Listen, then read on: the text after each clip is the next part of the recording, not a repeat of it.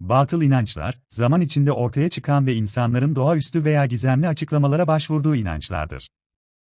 Batıl inançlar, genellikle bilimsel açıklamaların eksikliği veya belirsizlikle başa çıkma isteğiyle ilişkilendirilir. Bugün sizlerle bu batıl inançlardan 11 tanesinin geçmişini inceleyeceğiz. Hadi başlayalım. Ayna kırmanın 7 yıl uğursuzluk getirmesi. Eskiden insanlar öteki dünyadaki yansımalarına bakmak için parlak yüzeylere, göllere ve havuzlara bakarlarmış. Baktıkları yerde dalgalanma veya titreşim olması felaket anlamına geliyordu. Eski Mısır ve Yunan'da bu nedenle kırılmaz metal aynalar yapılıyordu, böylece öteki yandaki görüntülerinin bozulmamasını garantiye alıyorlardı. Roma'da ise camcılık ileri olduğundan ayna kırılmaları tabii ki daha çoktu ve kırık aynaların kötü talihin işareti olduğu kabul gördü. 7 yıl ise önemli bir süreç çünkü yine antik çağda her 7 yılda bir insanın tüm bedeninin yenilendiği düşünülürdü, işte bu yüzden ayna kırıldıktan sonra ancak yeni beden oluşana kadar kötülük sürecekti. Evinizin önünden kara kedi geçmesi. Milattan önce 3000'li yıllarda, eski Mısırlılar zamanında kediler kutsal bir canlı olarak görülüyordu. Hatta siyah dişi kediler tanrıça olarak kabul ediliyordu. Kedileri hastalık ve ölümden korumak için kanunlar bile yapmışlardı. Bağımsız, bildiğini yapan, inatçı ve sinsi karakteri ve Avrupa'da sayılarının da aşırı artması ile birleşince, kediler gözden düştü. O yıllarda evinde kedi besleyenler yalnız yaşayan fakir ve yaşlı kadınlardı. Yine o yıllar, büyücü ve cadı inancının tüm Avrupa'da histeriye dönüştüğü yıllardı. Siyah kedi besleyen bu kadınların kara büyü yaptıklarına ve siyah kedilerin geceleri şeytana dönüştüklerine dair korku dolu halk hikayeleri üretildi. O günlerden kalan kötü şöhretleri yüzünden, günümüzde bazı insanlar kara kedi ile karşılaştıklarında günlerinin kötü geçeceği hissine kapılmaktadırlar. Tahtaya vurmak. Çok eski zamanlarda meşe ağacının, yüksekliği ve sağlamlığı nedeniyle, bazı güçlere sahip olduğuna inanılıyordu.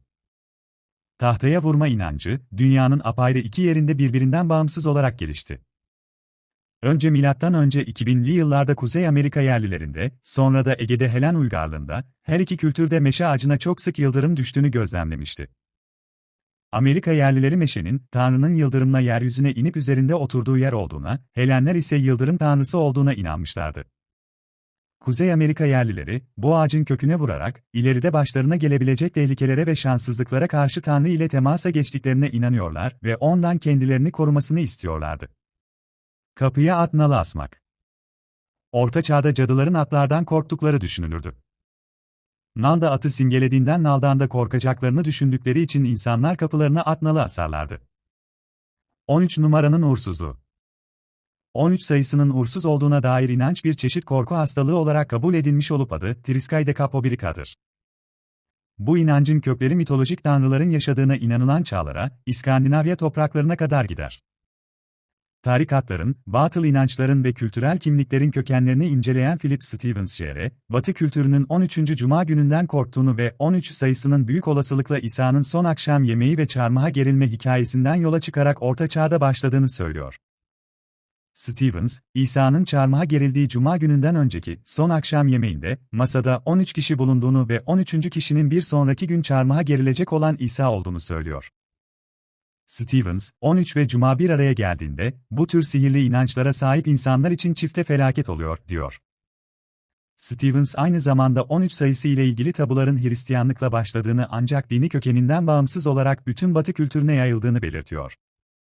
Yıldız kayarken dilek tutmak. Bu geleneğin kaynağı 1. yüzyıla dayanır.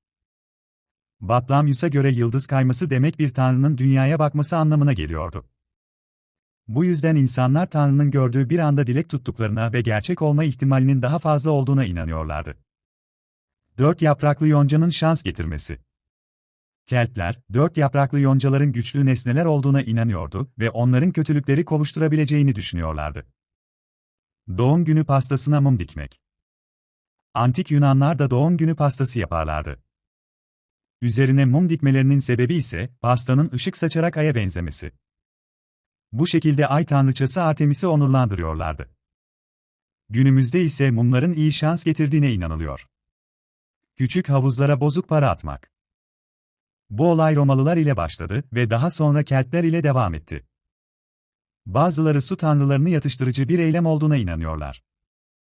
Gelini kapın eşiğine kadar taşımak.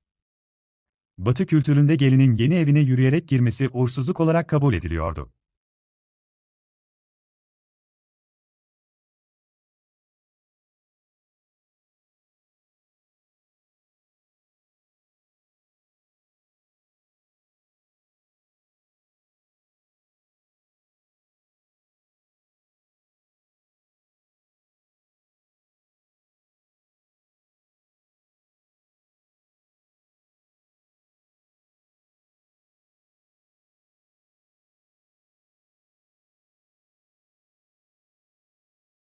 Yorumlara inandığınız ya da tanık olduğunuz batıl inançları yazmayı unutmayın. İzlediğiniz için teşekkürler.